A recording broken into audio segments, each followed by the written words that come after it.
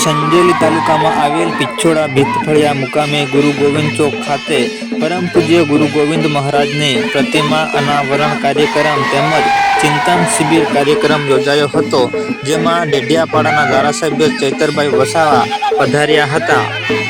તેઓને લોકોએ ઢોલ શરણાઈ સાથે વધાવી અને સન્માન કરવામાં આવ્યું હતું।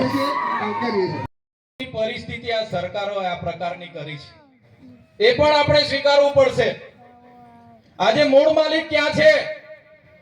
મૂળ માલિક આવી રીતના ભેગો નહીં થાય, સંવિધાનની વાત નહીં કરે, અધિકારોની વાત નહીં કરે, શિક્ષણ નહીં માંગે, રોજગાર નહીં માંગે, એટલે મૂળ માલિકોને આજની સરકારોએ લાઈનો પર લગાડી દીધા છે।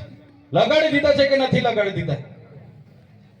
આજે બેંકોમાં લાઈન, આજે સસ્તા અનાજની દુકાનમાં અનાજો માટે લાઈન, આજે મામલતદારમાં લાઈનો, આજે પ્રાંતમાં લાઈનો, તાલુકા કચેરી લાઈનો, ગ્રામ પંચાયતોમાં લાઈનો।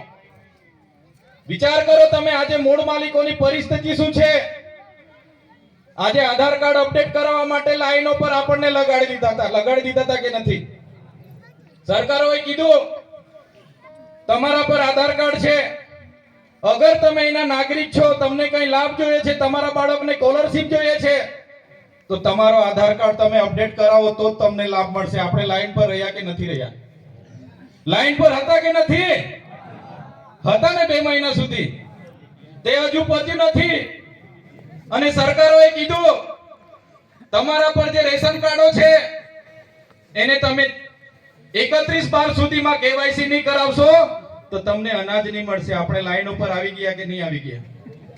આવી ગયા કે નહીં આવી ગયા? આ મૂળ માલિકોની હાલત જોઈ લો તમે। રેશન કાર્ડની કેવાયસી કરાવવા માટે આપણે લાઈન ઉપર આવી ગયા, હજુ એ પહોંચ્યું નહોતું ત્યાં સુધી સરકારોએ કીધું કે તમે ખેડૂત છો એ સાબિત કરવા માટે ખેડૂત રજીસ્ટ્રેશન કરાવો, નહીં તો તમે ખેડૂત તરીકે મટી જશો, તમને કોઈ લાભ આપવામાં નહીં આવશે। કીધું કે નહીં કીધું? સાથીઓ, આ મૂળ માલિકોની પરિસ્થિતિ છે, આ હકીકત છે, વરવી વાસ્તવિકતા છે, એને પણ આપણે સ્વીકારવી પડશે। તો આપણે સરકારને કહેવા માંગીએ છીએ, આધાર કાર્ડ તમે જ આપો છો, રેશન કાર્ડ તમે જ આપો છો, 7/12 અમારું નામ હોય એટલે અમે જમીનના માલિક, અમે ખેડૂત, તો અમારે ક્યાં અપડેટ કરાવવાની, ક્યાં કેવાયસી કરાવવાની, ક્યાં રજીસ્ટ્રેશન કરાવવાની જરૂર પડે? છતાં સરકાર આ બધું કરાવી રહેલી છે। સરકાર એમની પાર્ટીના સભ્ય